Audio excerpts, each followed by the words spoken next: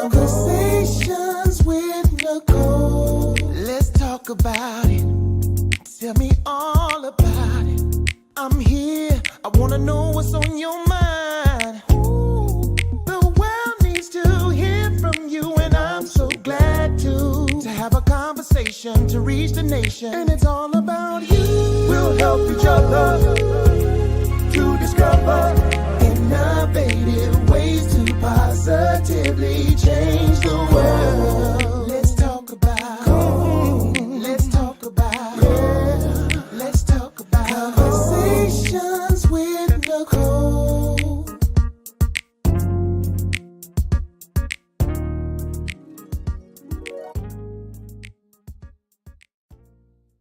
Greetings. Welcome to Conversations with Nicole. I am Nicole Everett, your host, and Conversations with Nicole is a talk show based in Tallahassee, Florida, focused on connecting the community through conversations. And today is what I call Wellness Wednesday, which is an opportunity for you, me, and my guests to chat about an interesting and intriguing topic. And today we are doing a part 2 to a conversation that I had with Dr. Sherri Sutton-Johnson back in November of 2022. Yes, how the time flies. Our topic was Sometimes I Cry, and she told me back then that she was about to write a book. And so the book has been released, and she is ready to give us part 2. And so I'm super excited and delighted to have her as my guest tonight. But before I bring her on, I need to hear from you. Where are you tuning in from? We are live on Facebook, on YouTube, and on my personal LinkedIn account. But I need to hear what city and state you are tuning in from so we can give you a shout out. This is an interactive live. Your comments, your questions are very much so welcome. We will be dealing with grief tonight. So, you might have to have your tissue handy, all right? Because you might want to cry, and it's okay. It's all right. It's okay to cry, all right? I just want to say that right now. It's okay. So let us know where you're tuning in from. I see you, Miss Jeanette, down in Miami Gardens. Thank you for being here. Steph, where you been, Steph? Good to see you. She's right here in Tallahassee. I appreciate you. So listen, y'all, before I see some of y'all out here, but I just gotta say it's been a really great day for me today. Today, the 25 women to know, I've been designated as an honoree or crowned as an honoree for 2025. And so we took our pictures today. And so I'm feeling a little cute today. That's not every day that happens, but I'm feeling a little cute today. So I got my little makeup on and my little jewelries. Y'all see me right here. And I'm still celebrating 9 years of Conversations with Nicole. So I got my flowers in the background that Joketra so graciously blessed me with. So I'm feeling real good today, y'all. So I just had to share that. All right. So I see other folks chiming in. I appreciate you. So Charquita in Jacksonville, thank you for joining us. Dr. Tiffany Packer, how you doing, my sister? I appreciate you. All right, Angela Owens in I'm not even gonna try to pronounce that. Georgia. All right. Thank you for being here, Miss Angela. Antonio, I was just asking about you, which is Dr. Sherri's son in Chattahoochee. Oh, no. I'm sorry, husband. Okay, this is Antonio Sr. Wonderful. So thank you for being on here and allowing us to spend some time with your wife tonight. We appreciate you. Mari and Quincy, thank you for being here. E, we bike Tally. Yes, we are. Thank you for being here, E. And Steph said she's been working. Okay. I understand all of that. Dr. Packer, also huge congratulations on being named 25 Women to Know. Thank you so much. So proud of you. Thank you so much. Thank you, Steph, and thank you, Tracy Golay. Appreciate y'all so much. All right. Enough about all of that. Let's go ahead and bring Dr. Sherri on. So Dr. Sherri Sutton-Johnson currently serves as the Education Unit Director for the Florida Board of Nursing. She served in this capacity since 2012. Prior to accepting the promotion, she was employed as a nursing education consultant for the board for 4 years. She's been fortunate to enjoy a lengthy and worthwhile nursing career. She's accomplished 32 plus years as a licensed professional nurse with experience in various healthcare settings and 34 plus years employed with the state of Florida. She received her Bachelor's of Science in Nursing and Master's of Science in Nursing degrees from the Florida State University, go Noles, and received her Doctor of Public Health degree with a concentration in health education and behavioral health from the Florida Agriculture and Mechanical University, go Rattlers, College of Pharmacy and Pharmaceutical Sciences Institute of Public Health. Dr. Sutton-Johnson's research interests include end-of-life decisions, population health, and cultural practices related to life-altering disease processes, caregiving, and related social determinants of health. Her dissertation research focused on the lived experience of Black student caregivers at HBCUs. She's been married for 29 plus years and is the proud mother of 2 adult children and 1 grandchild. She is active in civic and community organizations to include leadership and advisory roles. And she walks and lives by faith and is a true believer that she can do all things through Christ who strengthens, guides, and provides for her. So, y'all, help me welcome Dr. Sherri Sutton-Johnson. Good evening. Yay! Welcome, welcome. Thank you. You are welcome. How you doing? I'm doing well, doing well. Thank you so much for the invitation to return and to continue our conversation. Absolutely. You called me up or, text me up and said, hey, the book is here. So I'm ready to come back for part 2. Yes. So glad to have you. So we have a few more folks. I want to just say hey to Cedric Thomas in Orlando. Thank you for being here. Ayana Johnson, Dr. Sherri's daughter. Thank you for being here. You got the whole family here tonight. Whole family, cousins. Listen, Cassandra Singleton Faye in Quincy, Florida. Thank you for being here. I appreciate you so much.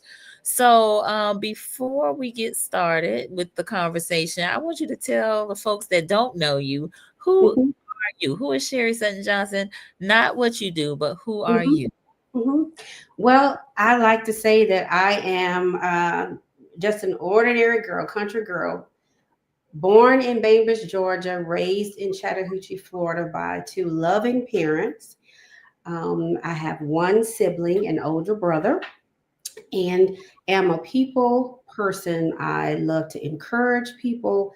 I'm learning how to be more patient and how to listen and to be more giving and encouraging, but want to make my life a life that is impactful to others, to be a positive impact, to share my experiences in hopes that it will help someone. So if I help one person, I have accomplished much. So I love the Lord, and God has been so good to me and has been so faithful.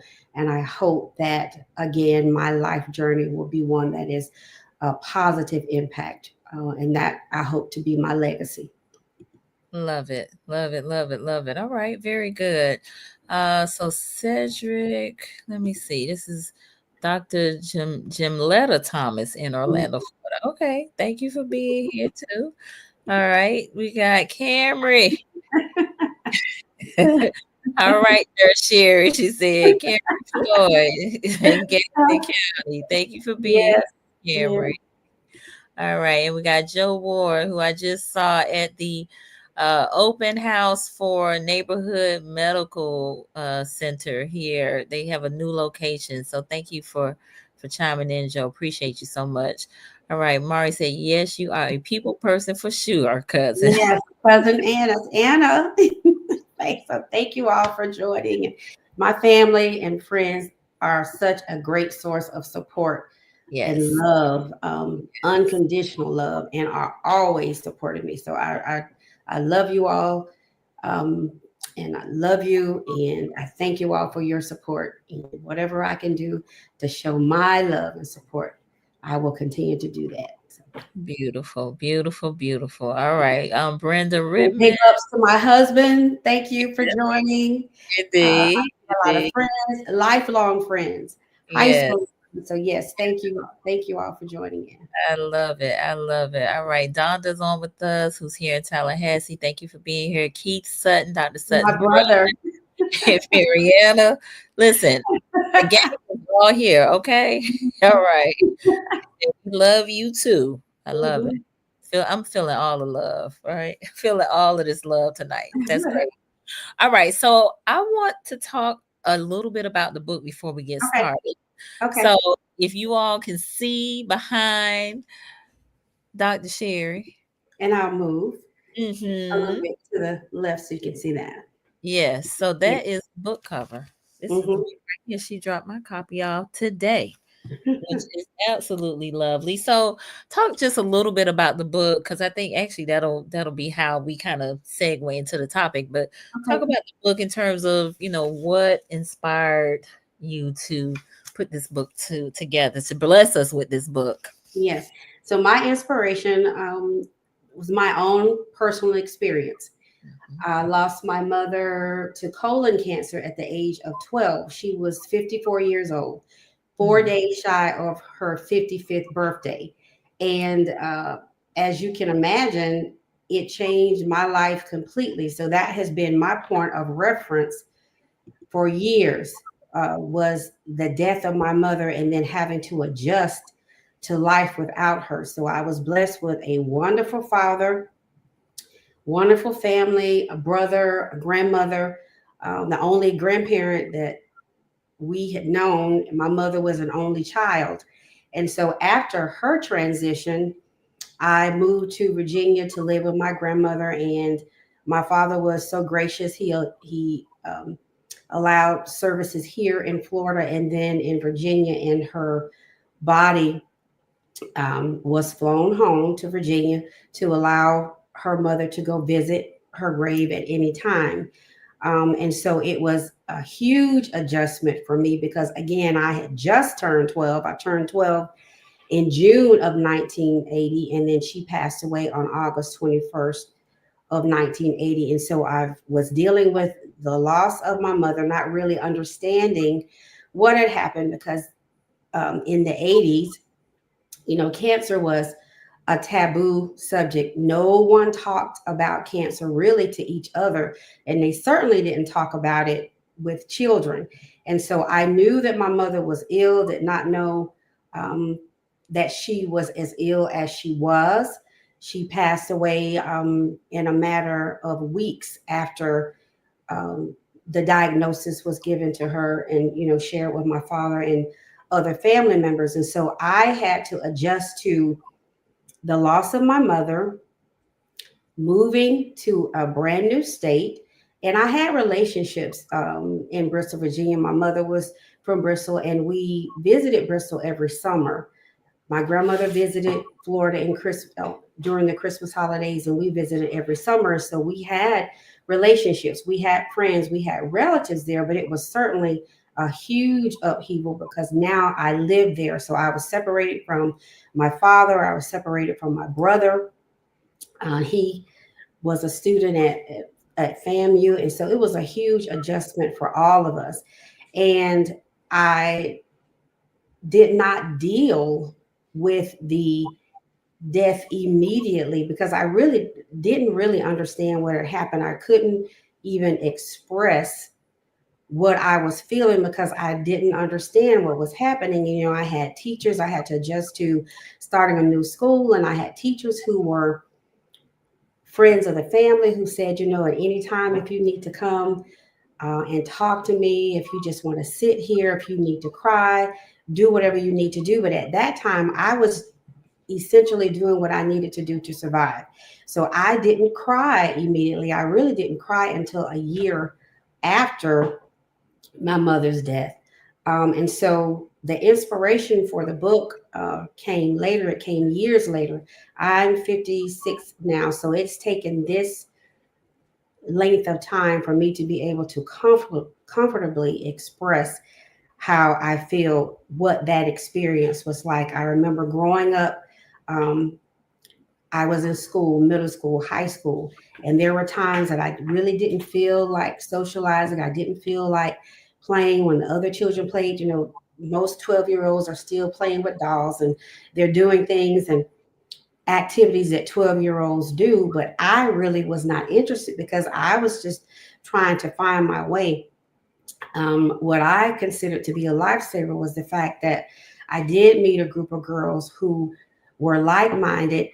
Neither one of them had lost a mother, but they had been raised in a wholesome family environment. And then they were involved in activities like cheerleading and the girls club. So I was able to participate in the girls club and church and our youth activities. And so that was a great outlet for me, but I still was not dealing with the grief because I didn't understand at that time that I was actually grieving. And so a few years ago, I started having some memories, just reflecting on things. And I would hear songs, or I would smell a particular aroma when food was cooking. I would be faced with a holiday or some special day. And I remember on parent weekends when I was in college were particularly difficult for me because, I would see the parents coming to visit, the mothers and the fathers. And I longed for that, even though I had a wonderful family. I had a father, he was the baby of 12 siblings. I had aunts, I had uncles, I had cousins, I had friends of my mother's and my father's who really created that village environment. But there's nothing that substitutes, a mother's love. There's nothing that takes the place of that warm embrace and just that concern that your mother can provide. And so I started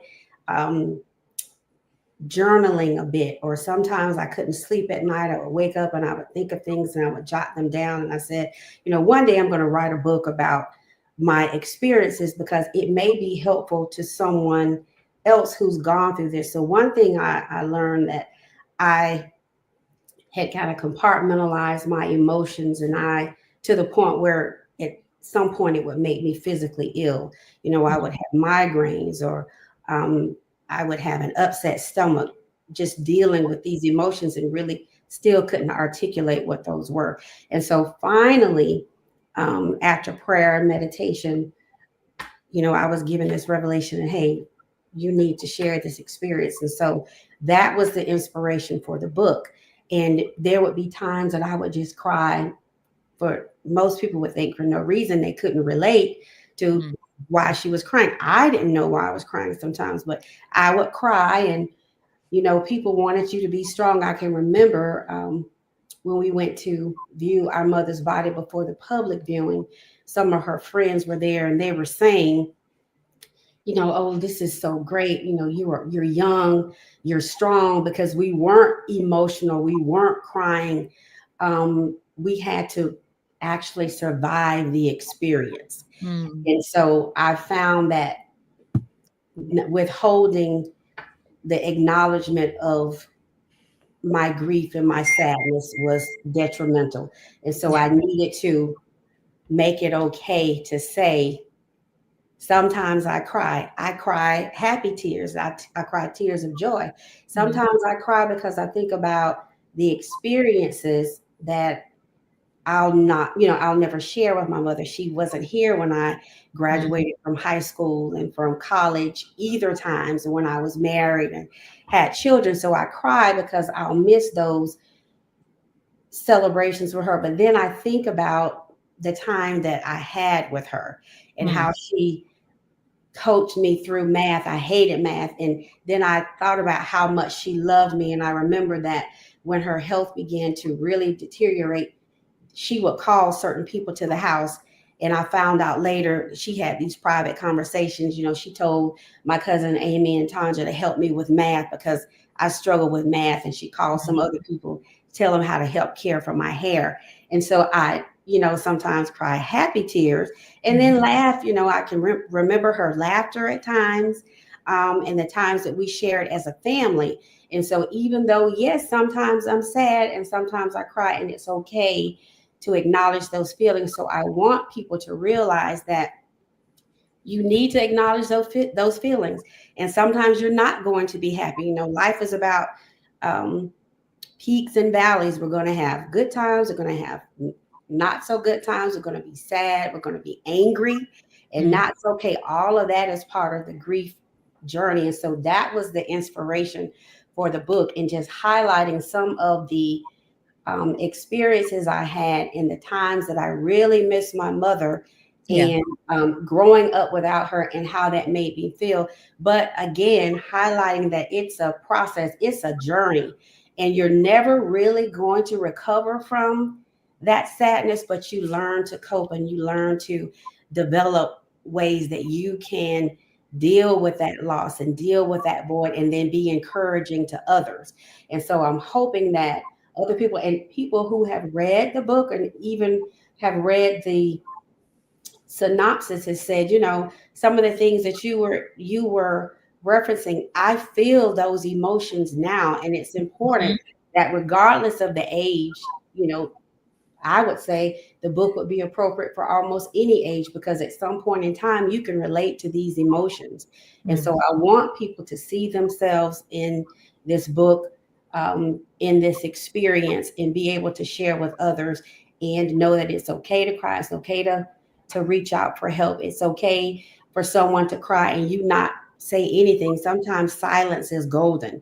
Sometimes just having someone there listening to you cry and listening to you rant and rave is so helpful, because people are demonstrating that, you know what, I care. I don't know exactly what to say. I don't want to say the wrong thing, but their presence is comforting. And so that was the ultimate inspiration. Nice. Well, thank you for sharing all of that. We have, and no, and I say that just because that's a lot. And Mhm. sometimes when you share your story, not just you specifically, Mhm.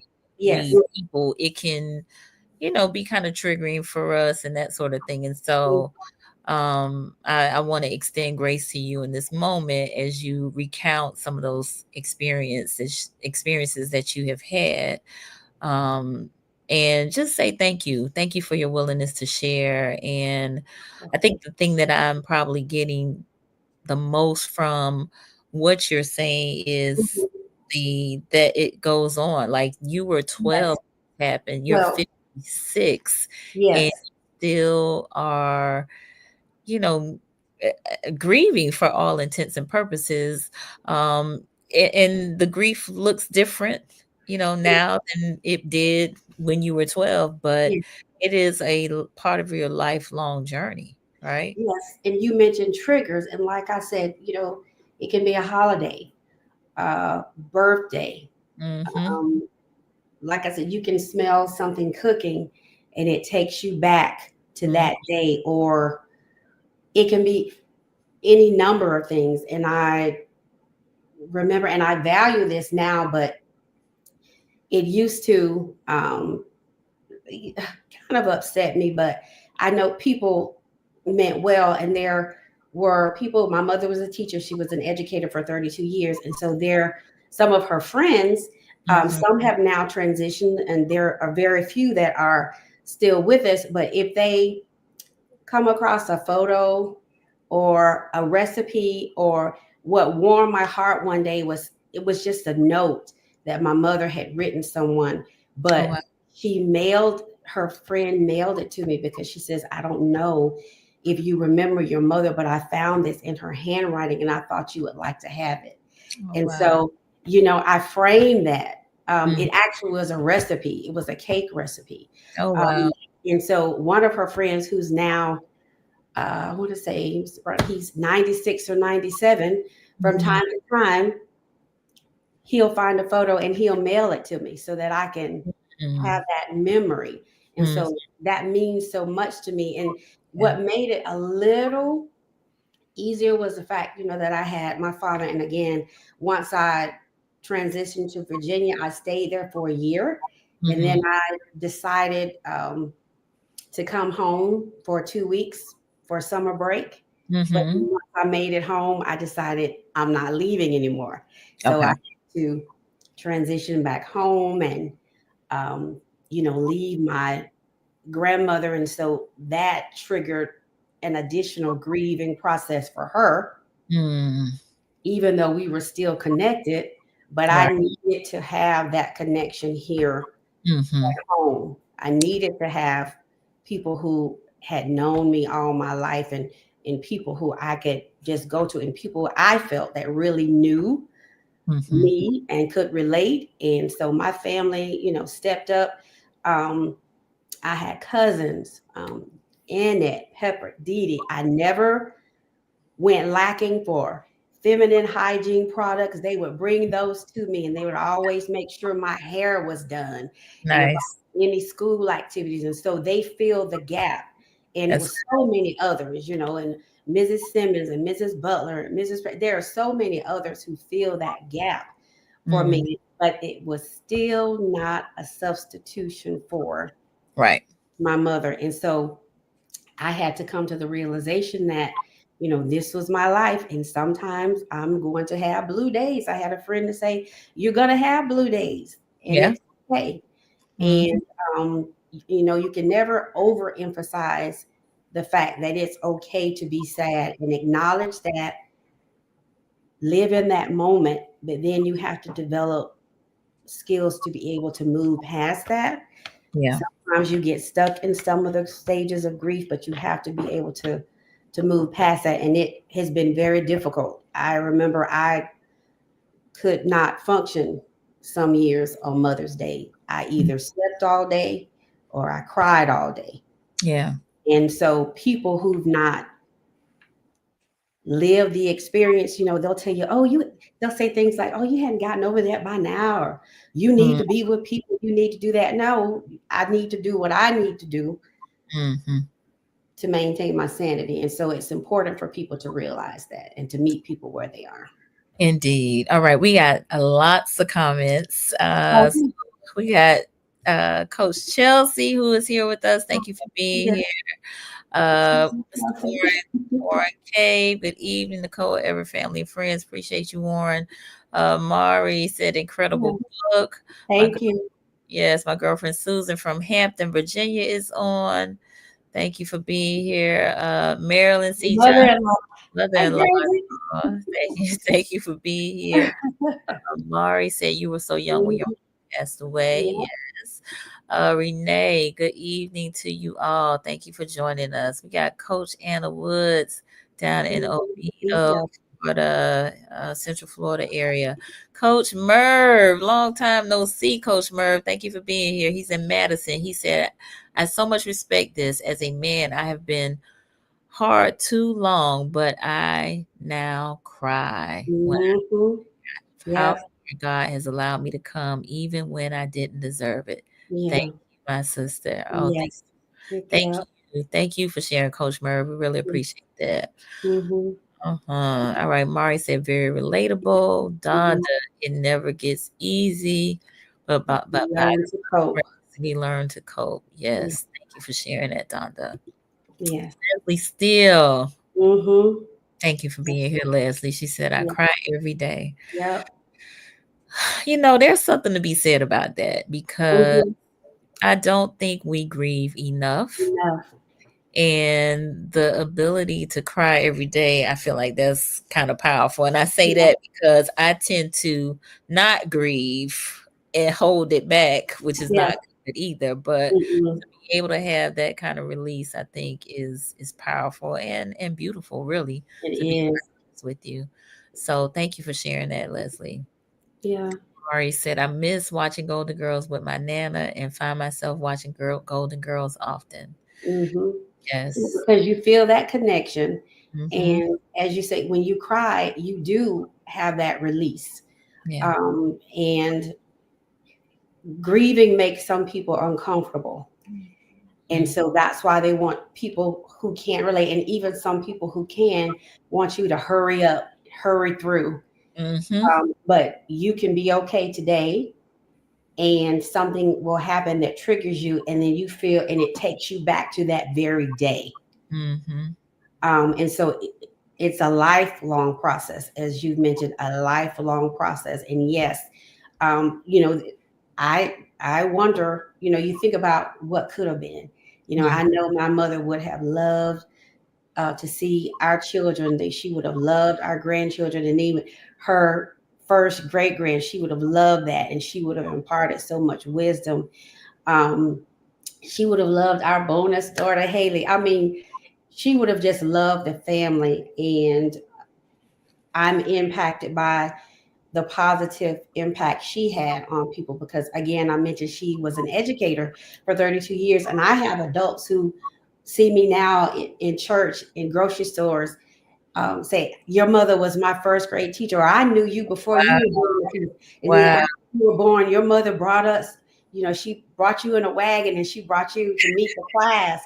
Nice. And, she was a beautiful spirit from what I remember and from what people say to me, that the impact that she's had on people. And so, again, I want that to be my legacy, but I want this book and the message that it conveys to be my legacy. And so it's important that sometimes you can't verbally express how you're feeling. So I included color pages at the end of the book. And so coloring is relaxing for anyone at any age.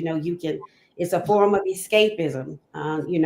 It improves your creativity, your hand-eye coordination, but it allows you to go to a safe space, a safe place, and you can really relax and reflect. And so I'm Mhm. hopeful that this book will be a gift and will be a tool to help children and adults.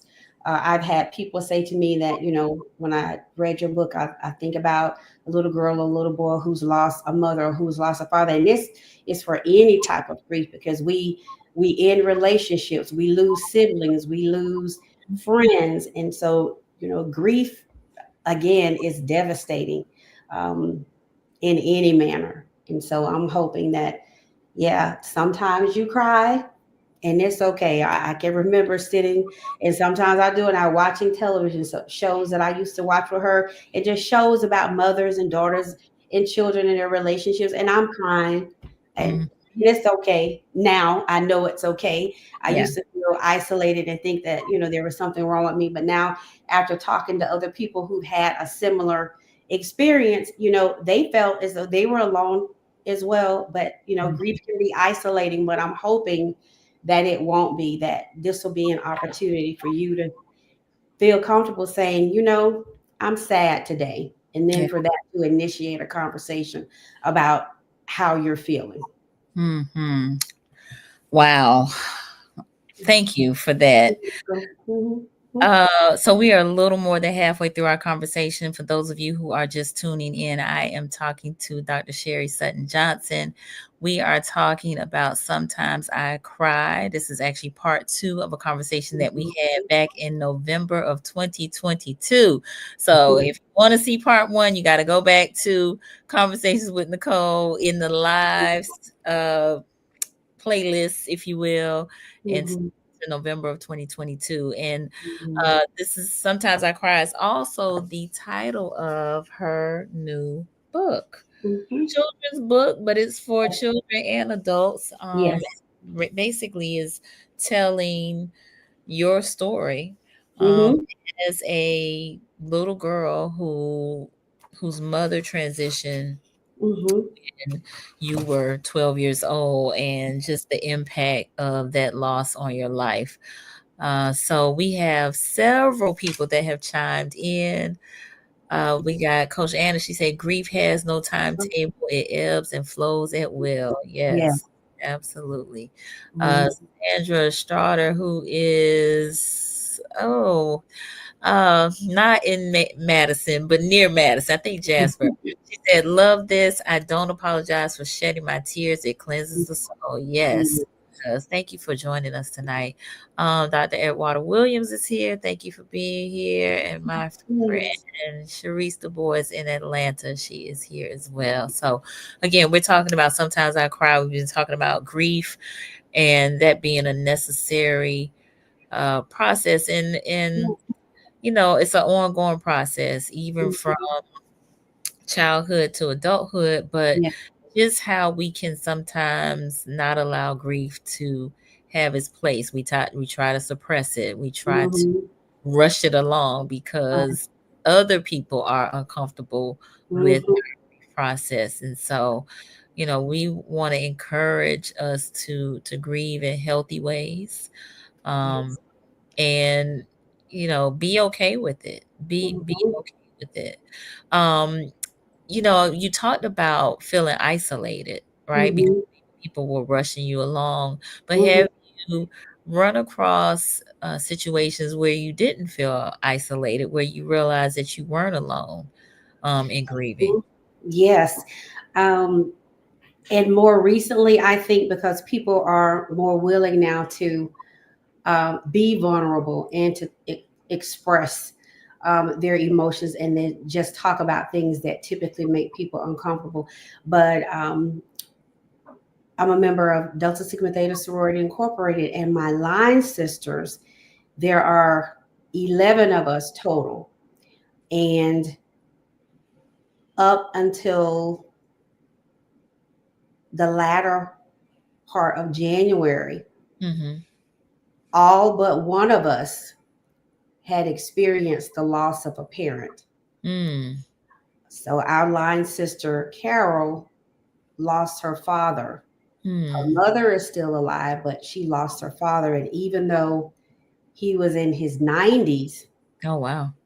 um, it's been devastating. It's been an adjustment. It's been more than an adjustment. And so there are times um, that when we meet, we talk every day, we chat every day, and we started during the COVID pandemic where we reconnected and we would have monthly Zoom meetings. And so there were times, that most or all of us would cry because we were sharing our Mm. experience as we have lived through the loss of a parent and how that impacts your life in its entirety. It impacts how you relate to other people, how you communicate to and with other people, how Yeah. you treat yourself as far as either self care or neglect. And so it is so important that we share our experiences. There may be someone who's feeling what you're feeling, and you're Mm. ashamed or afraid because you are afraid of rejection, Yeah. um, and afraid of their discomfort. But Mm. it's so important that we share. And it's okay that all of you are crying because eventually that laughter turns that those tears, that sadness turns into laughter because you start thinking about then something funny that your parent or your friend or your sibling or somebody said, and then Mm. you burst into laughter, which may eventually revert to tears again. But it is so cathartic. Like, this project has been so helpful for me to be Mm. able to just express, because I think it has lent to friends and family, understanding me a bit better, because I'm sure there are times that people thought, oh, she is so weird. We can't talk to her because if you go to her and ask her if she wants a cookie, she starts crying, not knowing that, hey, this may have been my mother's favorite cookie. Right, right, right, right. That emotion. And so Mhm. it's just important for us to be able to be open and to be vulnerable. And people don't want to be vulnerable, Mm. but it is so necessary. And grief is a part of life.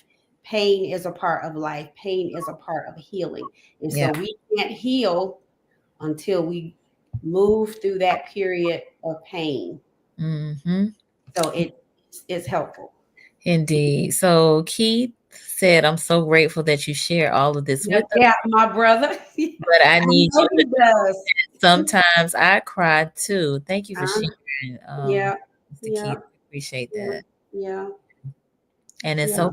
It's all right. It's It's all right to cry. Yeah. all right. Coach Merv, Nicole, one of our Boys the King's mothers who came on your show just lost her son. Yes, Oh. I am aware, and I'm so sorry. I actually have been in communication with her and Mm. definitely have extended my support to her. He said, so I would love to purchase some of these books. Thank you for having her on. I need the link so I don't forget. We got you, Coach We Merv. got Thank the you link. so Yeah. much. So Yeah. Coach Merv he has a mentorship group called Boys the Kings based in Madison, Mhm. Florida. And he has been on the show, but a few of his parents have been on the show as well. He does a fabulous job of mentoring the young men over in Madison, So as well many as people. Tallahassee. Yes, it is. Yes, it Yeah. is. So we will get you Hmm. that link, Coach. We will get you that link. Yes. Yes. Yes. So, you know, again, we talked about the isolation piece. We talked about Hmm. you know, having some connection with folks, Hmm. so that you don't feel isolated, which I think is very important Hmm. because, just having that, there's like camaraderie. There can Hmm. be camaraderie in grief and with people that have had similar experiences, right? Similar lived Hmm. Right. experiences. Right. Um, if you could say something to your younger self about this journey, what would you tell yourself? Well, the phrase is very common now. Um, if you see something, say something. I Mm, wish that I would have had the courage to say years ago, that I'm sad, that I'm struggling, that I'm mm, suffering. mhm, Because there were times where, I would smile, and I've even heard a couple of people say, mumble under their breath, she always smiling. What's she so happy about? Sometimes I wasn't happy, but that mm, was how I dealt with life. I had to continue to live. So my father used to tell me, and my brother can attest to this, he would say, don't let anyone or anything have you in a posture where you can't function. And so you had to keep moving forward. And mm, so sometimes I was embarrassed about how I felt.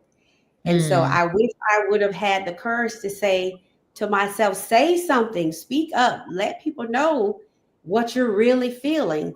But mm, again, you have to remember that grief, talking about grief, sadness makes people uncomfortable. And yeah. people shy away from things that make them uncomfortable. But you have to push through that period of discomfort, Mhm. um, push through that, push through that comfort zone so you can get the help that you need. Absolutely. All right. We have Dana Turk said, awesome job. I'm so proud Oh, of you. thank you, Dana. All right. Thank you. Sharquita. Thank you. Auntie, Oh, Queen Boo. I love you so much, Quita Boo. All right. Boo. All right. Very good. Renee said, amen. All right. And Okay. Constance just joined us. She said, preach. Thank you for being here. Thank you, Appreciate you so Constance. much. So, you know, pushing through, right? Mm-hmm. uh, That's right. pushing through and telling your younger self that it's okay to speak up and Mm-hmm. express that you're hurting, you're sad, you're Mm-hmm. not feeling your best, Right. you're in a mood, you're feeling away. Mm-hmm. So I think we need to encourage that with our young people too. Right. Maybe sometimes Yeah. they don't necessarily have the words or are not feeling comfortable with the expressing what may be going on with them. And sometimes it could be just some guesses, right? In Right. terms of what they might be feeling. Yeah. You And I know. think it's that just a general sense of loss of control because we can't control life, we can't control death. Mm-hmm. And then just that loss of control. And sometimes um, you can't control your emotions when you get to the point where you're just pushed over the edge. And Mm, sometimes you project, you may react angrily when you're actually sad because you're grieving, but you don't know you don't know where to put that. You don't know how mm-hmm. to unpack it, where to pack it, who to focus it on, where to focus it. And so it's that sense of helplessness sometimes related to that loss of control. And so we have to come to the realization that we're not always going to be in control. So Yeah. God is in control of us all, of our Mm-hmm. lives. And so we have to relinquish that, let it go, push forward. Absolutely. All right. Nick Rains is on with us. He is a clinician here in Um, Tallahassee. Thank you for joining us, Nick. We appreciate you. And Dr. Williams, he says, Mhm. someone told me that they cry in the shower as often as they need. The Mhm. water washes the tears, sorrow, and grief away for the day, and they repeat the process until tears decrease, but never gone. Mhm. Wow, Mhm. that's beautiful. Yeah. Yeah. Yes. All right. Dana said, as an only child, sometimes it's extremely hard to say I'm not okay. Mhm. Healing is slow. Yes. Yeah. Mhm. So, Dana, I'm curious, and not, picking on you, but to the extent that you feel comfortable enough to share in terms of being an only child and it being hard to say okay, do you feel as if there's a certain level of self-reliance that you have because you don't have any siblings and you can't really lean on someone? So, I don't know. Let us know if that's kind of what's going on with you, in terms of it being hard to say I'm not okay. Antonio says society will teach you ways of dealing with grief. Education is important. Hmm. Mhm. Yeah. Yeah, I think though too, with society teaching you ways of dealing with grief, we have to identify healthy ways because Right. society can teach you some unhealthy ways of dealing with Right. grief, right? Right. Because Right. there's this, I mean, I have grieved such that my heart felt like it was breaking. You Mhm. that level of heartache Right. because of something grievous. And so I'm trying to numb that pain, right? Because my heart, Mhm. it feels like it's literally hurting. About yeah. Mhm. Yeah. And to your point, and during the first show, I shared that because I referenced that loss of control. I couldn't control the loss of my mother, but I could control what I ate, Mhm. what I drank. And Mhm. so I developed an eating disorder because I Mm. felt like, if I had a full sensation after I had eaten and I was satisfied, I didn't deserve to feel that satisfaction. So when I felt the hunger pains, I was in more control because, I controlled that. And that Mhm. that helped to suppress the real pain. And so it numbed it for a little while. It allowed me some escapism, but then I still had to deal with the real issue. Yeah. Yeah. See, and so, these minds are powerful. Mhm. Yeah. From the standpoint of the extent that we will go to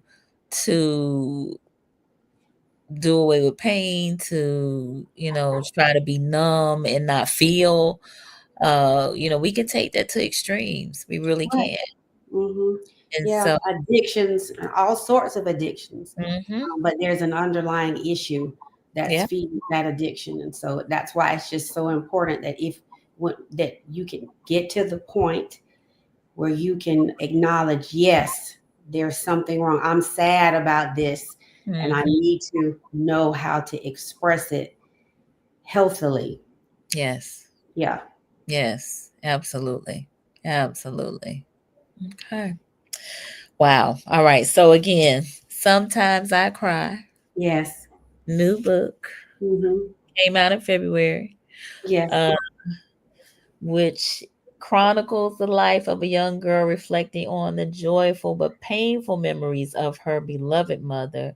And she learns the valuable life lessons navigating through life's triumphs and challenges. And she realized that although her journey is uncertain since the death of her mother, and while she yearns for her mother's warm embrace, she remembers the precious times they shared. She smiles when she thinks about her mother, but sometimes she cries. Yes. Sometimes she cries. All Hmm. right. A few comments that I want to acknowledge. Leslie, she said, my son's unhealthy grief and my niece's depression, which led to her suicide, Yeah. really broke my heart. My Yeah. soul aches every day and sometimes feels so alone. Hmm. Definitely holding space for you, Leslie, in this moment. Hmm. And, um, you are not alone. And while I know that, the pain is real, there are some resources out there, and we'll talk about that in just a little bit. Um, Mhm. Counselors that might be able to identify some solutions, some coping Mhm. mechanisms, some things that to help you through your grief and through the heartache. So Mhm. definitely Thank send you for sharing, Leslie. thank you for sharing. Yeah. Definitely sending love and support to you right now in this moment. Mhm. Dana, for me, trusting friends or anyone enough to make me feel safe to say the words, I'm not okay, I just go silent and keep to myself. I try to deal with it. Mhm. Which is very common. Hmm. Yeah. So, Yeah. Dana, you are not alone. Mhm. Again, there are resources out there if there isn't a trusted friend. There are counselors, there are therapists that you can talk to that can be a safe space for you to express yourself. Okay. Mhm. So just definitely want you to know that there are resources out there available and holding space for you right now in this moment. Mhm. And again, just letting you know that you're not alone. Okay. You Mhm. don't have to be silent. You do not. All right. Coach Anna said, Leslie sending you hugs. Leslie said, thank you. Coach Anna said, we must feel it supports and helps build resilience. Great Mhm. education is absolutely necessary. Yes. So, Coach Anna is, I call her a grief guru. I've had her on the show as well. And, again, some of the things that we have talked about is that we don't grieve enough. Mhm. So, we really need to identify um, places and spaces and people that we can grieve with. Everybody is not going to be able to hold space for you in that way, but for those who are able to do so, then use them. And I don't mean that in a negative sense, but just if they can um, listen to your grief without trying to rush you along, move you along, or what have you, then Mhm. allow that to happen. But again, there are counselors and therapists out there that can assist with that as well. Uh, if Nick Rains is still on the live, I believe he is one of them as well. So, Nick, if you can put your contact information in the comments so that we can share that with the viewers. And Nick is based in Tallahassee, but serves the entire state of Florida. So, all right, we got Miss Felicia Williams Nicholson on. She said, yes, thank you for being here, Fee. Mhm. All right. So we are coming to the end of our conversation, but I wanted to check in to see if there was anything else you wanted to share about our topic before we get ready to close out. Again, just wanted to thank you for this time, space, this platform, your willingness and your listeners' willingness to be a part of the process and continue the conversation because we've heard and we've seen the comments, we hear the pain. I mean, you can feel the pain in some of the comments is palpable, and so it's so important for us to continue the conversation. We want people to feel more comfortable being vulnerable and expressing how you feel, so that if you need help, then help can be made available to you. If you're silent, we don't know where you are, what you're experiencing. And at times it can be isolating because no one knows that you need that help. So we want you to continue this conversation with family and friends, church members, co-workers. We want the information shared so it can be helpful to you and others. Nice. Mhm. One more thing that I did want to have you kind of speak on, if you will. You mentioned Mhm. church, of course, and you being a Uh-huh. believer. Uh-huh. How important was your faith in this, during your journey? How important has your faith been in your journey? It was how I made it. I was raised in a Christian home, a Christian environment. And so church was so much a part of our lives. And Sunday school, we participated in Sunday school, Baptist Training Union, BTU, the Sunshine Band. And so we were involved in activities that allowed us socialization and to have that village mentality. The hymns that we learned when we grew up, learning how to pray. It was so important for me to have a prayer life, because when I felt like I couldn't talk to anyone else, I could pray. I could go to God in prayer, and I knew that I would have that safe space. So faith has been the cornerstone of life, um, has been my life throughout this journey, and will continue to be my life. So I have to continue to lean on the Holy Spirit. And some days that's the only way I can get through. I have my times of meditation. I listen to songs. I listen to podcasts. I listen to sermons. I remember some of the sermons that my father preached. And so that has literally been um, how I have made it. And even, to the point where when my father passed away, and he passed away when I was an adult, but I still grieved, and it kind of compounded that grief, because it brought me back to how I felt when my mother passed. And for a while, I would visit his grave every day. And so one day I was frightened. There was another person there, and I didn't feel safe, but I knew, because of my faith, that his earthly remains were here, but he was gone on to a better place. And I felt comfort in that. And so I said, well, Daddy, I'm gone. I'll come see you another time, because you're not here anyway. So I felt comfort in that. And I knew I could feel that comfort because of my faith that, death is not the end. We're transitioning.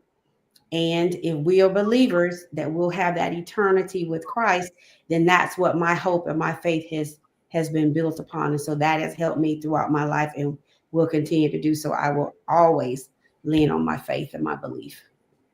Nice. Thank you for sharing Mhm, that. I mhm. just wanted you to mention that because I feel like we don't talk about that enough as well, Right. in terms of Mhm. our spiritual wellness and how that can also help to sustain us. So, Right. yeah. So thank you for, Yeah, it's important. yeah. Yeah. So, Antonio, he said encouraging words can be the only thing that helps someone at their darkest moment, that prevents the unforgivable. One's faith and education are important. Yes, thank Mhm, you. absolutely. Yeah. Indeed. All Mm. right, Mark Smith, bless you and thank you. Oh, my pastor. Thank you, Pastor Smith. Wonderful, wonderful. Thank you for being here. Yeah. All right, Coach Anna, she said, opening up and sharing our pain in a safe space will help heal our hearts. We must normalize the conversation, Mhm. allows for healing to begin about the emotional pain of grief. Yeah. Yes, yes, yes, yes. Agreed. Thank you, Coach Anna. All Mhm. right. She said, amen.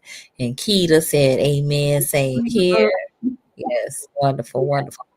So Mhm. tell folks how they can connect with you, as well as how they can gain access to this wonderful book. Yes, well, I've evolved since our first conversation. I'm actually on Instagram now, so I can be contacted at IamSSJ_ and via email at ssuttonjohnson@gmail.com. The books are available on Amazon, and I believe I forwarded that link to you, Nicole, if you can provide it in the link in the chat.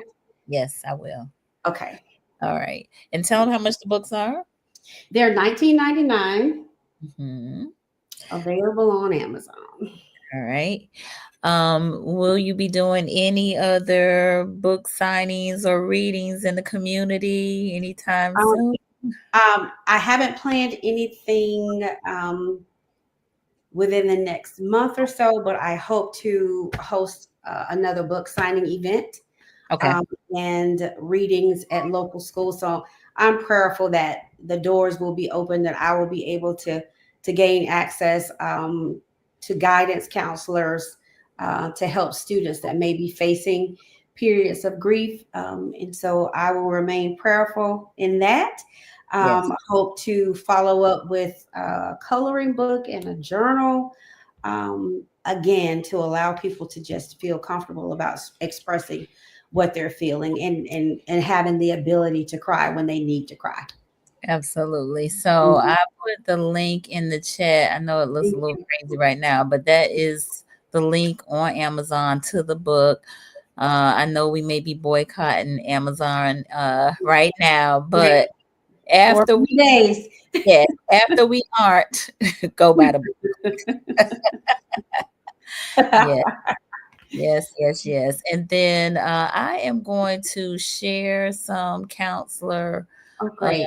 contacts. Not right now, but I'll put it on the Conversations with Nicole Facebook page, and folks can access those counselors. All of them are they're licensed or working on licensure in Florida, and so they can serve the entire state. But it's a list of Black and Brown counselors of the Big Bend. There's a women's list and a men's list, and so. All counselors deal with grief. Some counselors deal with grief more than others, but uh, Mhm. most of them give a 15 or 20-minute consult, so you can, call and see, schedule a consult and see if they would be a good fit for you. So you definitely want someone that you're comfortable talking with, sharing with, and that kind of vibe with. So Mhm. encouraging us all to uh, Yes. get our checkup from the neck up and connect Yes. with a clinician today. All right. Yes. So I want to thank you so much, Dr. Sherri, for Yeah. here Thank you. with us and sharing the book, sharing your story, and the encouragement, has been great as well. Mhm. So Yeah. I appreciate you so much, and for reaching back out and saying, "Hey, it's time. I'm ready for part two." Yes, Yes. Okay. And congratulations on your accomplishment. You are so involved in the community and always giving of yourself. So, well deserved recognition. thank you so much. I Mhm. appreciate that. So Mhm. I hope you all, our viewers, found this conversation to be beneficial. If you did, let us know in the comments. Give us a hand clap, a thumbs up, a church finger, something. Let us know in the comments if you found this to be useful. Okay. Mhm. Tina says she want a part 3. All right. Instance, we'll see if we can make that happen. Yes. Um, I want us to keep this conversation going, so I Mm. want to encourage those of you who are on the live to share this link with someone else that you think may benefit from it, and get a copy of the book. Yes. Coach Herb already said he's gonna order some, so we're gonna make sure he gets the link. We got Jamil on. Thank Thank you you, for being Jamil. here. Yes. And thank you for your daily positive aspirations. Yes. The affirmations on my Affirmations. Yes. yes, on the Michael Thank Courtney you. show. So Jamil is a clinician here in Tallahassee, and you can definitely reach out to her. We'll make sure folks get her contact information. In fact, Jamil, put your information in the chat if you don't mind, of how people can get with Fresh Winds uh, Mhm. and connect with you. All right. So we got Leslie. She said, congratulations on 25 women. Thank you. Enjoyed the session. Thank you so much, Leslie. All right. Keita gave us a heart and a thumbs up. Constance, a thumbs up. Uh, Thank Ayana, you, Mariana. yes. So you both, may God continue to cover you all in everything. Thank you so much. Appreciate that. All right. I enjoyed listening to reasons why crying is important. Yes, Michelle. Yes. Thank you. Well done, thy good and faithful servant. Oh, Thank hubby. you. Thank you. Thank you. Thank you. Yes, sir. We appreciate you so much. So yeah, let's keep this going, because we really need to Yes. allow the tears to flow, and Yes. to be healed, to be cleansed, to release, to Yes.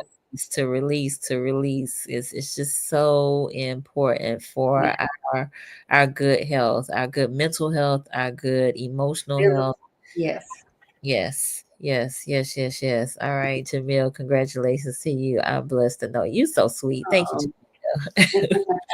Thank you, Jamil. All right. Well, y'all, we're gonna close out, but I'm gonna make sure I put that list out again so you all can have access to it and definitely connect with counselors. Sharice, all right. As always, a great informative mhm. show between the loss of my aunts and dealing with cancer. The grief is strong Mhm. and real, yes, but God Yes, is seeing me through. Amen. I'm so glad to hear that. That's good to hear. Thank you for sharing, Sharice. I yeah, appreciate that. yes. Yeah. Whew, y'all, we just never know what people are going through, right? Right. We Yeah. never know. So, extend grace to folks, please, y'all. Extend Yeah. grace to them because we all need it. We really, really do. All right, Jamil put her information up. So there you go. Fresh Wind Counseling Center. There's her website Mhm. well as her phone number. So reach out, reach out, reach out. All right. God's property. Congratulations to you both. I love this. Wonderful. Wonderful. Thank you so much again. Thank you, everybody. I didn't tell those of you who aren't regularly on here to subscribe to Conversations with Nicole, but please do. We are here Mondays and Wednesdays, 8:30 p.m. Eastern Time. Focuses on mental health and wellness, particularly in Black and Brown communities. But everybody needs some counseling, Yes. some mental health, good mental health. So, yeah. Mhm. Yes. Oh, okay. That's Dr. Jackson who was responding. Alicia, thank you so much for being here, Dr. Alicia Jackson. She is Yeah. one of the counselors over at the FAMU Counseling Center. Yes, thank you Right. for joining us tonight. We appreciate you Yes. so And much. she actually joined us for our book signing Yes, event and was a great source of information and support. So thank you for joining, Dr. Jackson. indeed, indeed. Mhm. All right, good people. You all have a great weekend. I know it's spring break getting ready to start for our students, both the uh Leon County schools and the colleges. So, be safe. And those, people will be traveling and whatnot, but be safe and God willing, we'll see you next week. Y'all Yes. have a good Thank one. you. You're welcome. Bye.